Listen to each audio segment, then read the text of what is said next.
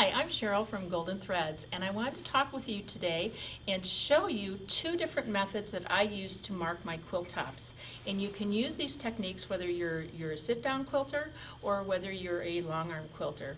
After you decide which designs that you want to put on your quilt top, and that's what I was doing here, I was auditioning patterns and deciding how I wanted to quilt the quilt after I made it. I decided that since I was going to make it out of pinks for a little girl, I was going to use this pretty flower design. Now how am I going to get that onto my quilt top so that I can quilt it? There's two different techniques that I use. I use the Golden Threads quilting paper, and I also use the quilt pounce. And I use the iron off pounce. So what I do is I trace the design on a single sheet of Golden Threads quilting paper, and then I stack however many repeats that I need for my project if I'm going to be sewing through the paper right while I'm doing my quilting. So instead of tracing each one individually, I can create a whole stack of these at one time.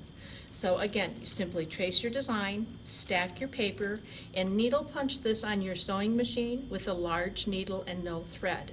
You can also pin this down on your fabric on a long arm machine and quilt through it the same way. So what you're doing is you're needle punching through all the paper and you're creating multiple copies of the same design. All right, so once you have these made, there's two different ways that you can use your stitchable stencils. You can place this down on your fabric and use your quilt pounce. Now the pounce that I use is the iron off pounce. When it's brand new, you put a little bit of chalk in the hole here, and then you work it down into the terry cloth pad.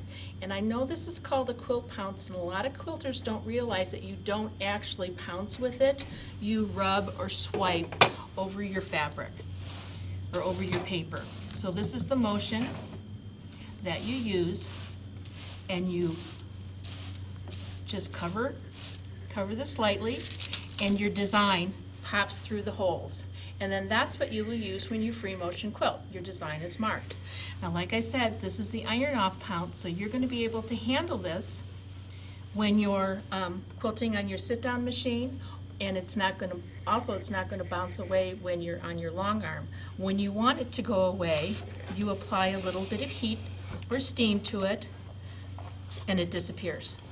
So you don't have to worry about like a blue marker coming back or the blue chalk or anything else like that, making your design come back or not be able to be removed. So that's one technique that I use. Or if your fabric is a color like this, or you want to stitch right through the paper, you can attach the paper right to your fabric and quilt through the paper and then tear the paper away. Now there's two techniques that I use for attaching the paper. Over here on this side of this beautiful feathered heart that came from one of Karen Emerson's design packets, you can see that I have put these pins here to hold it down. When you're doing a design like this, you want to make sure that you secure it as best as you can. But also, you can see that the pins actually make little hills and valleys. Over on this side, I've used this great little gadget called a sticky dot stamper.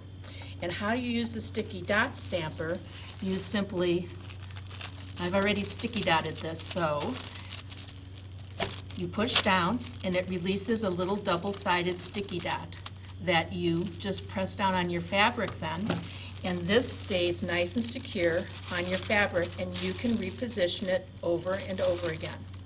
Now why there's little green dots here is I wanted you to see exactly where underneath I have put a little sticky dot. So the green dots just are a locator for you, so you can see how many dots that I have used, but how nice and flat that this lies compared to the side over here with the pins. So the sticky dot stamper will help you hold your paper onto your fabric really nice and secure. Excuse me. It also helps you with your plastic stencils. If you put these sticky dots, they're little double-sided clear dots. They don't leave a residue on your fabric because they're permanent to paper. On your stencil, plastic stencils, they will hold your stencil in place while you pounce so that your stencil doesn't wiggle around. You can use them on your rulers. You'll find all kinds of great uses in your sewing room for this great little gadget. But it also helps with your marking. So far we have worked with a couple of different quilt blocks, and I know that quilters have a hard time getting their borders to fit. So I'm going to share a little secret with you, a little tip that again uses the quilting paper. What I want you to do is to measure your quilt top from edge to edge. So let's say that your quilt top measured 48 inches. So I want you to roll out a piece of paper that's 48 inches long and fold it in half. Fold it in half, fold it in half again, until you get to a size, a nice surface size where you can put a nice repeat of your design. Because if your design fits from here to here, it's going to fit completely on your border. Because again, you're going to take this to your sewing machine and you're going to needle punch through it. Again, large needle, no thread, and when you open this up, you have a pattern that fits exactly edge to edge on your border, because it can't get any larger than 48 inches and it can't shrink, so it's going to fit exactly. Now, if you have corners and a border section, what I do is I use my paper and I make my 4 corners and I position those first, and then I measure between my corners and I do this technique, and this will just slip right in between your corners. And so you don't have to do any weird little math, and you don't have to worry about half a heart hanging off of your quilt anymore. Now, when I prepared this, I knew that I wanted to quilt through the paper. And so this is the 12-inch wide Golden Threads paper that I folded in half first. And so now I actually have my top border and my bottom border that I made all at one time. And I can either sticky dot this down and sew through them, or I can lay this down and I have a nice long border stencil that I can pounce with my pounce pad. So instead of taking a little stencil and moving it down your quilt and ending up with it either not fitting properly or going uphill, you can pounce this whole area at one time. So those are my tips today for different ways to mark your quilt top. Happy quilting!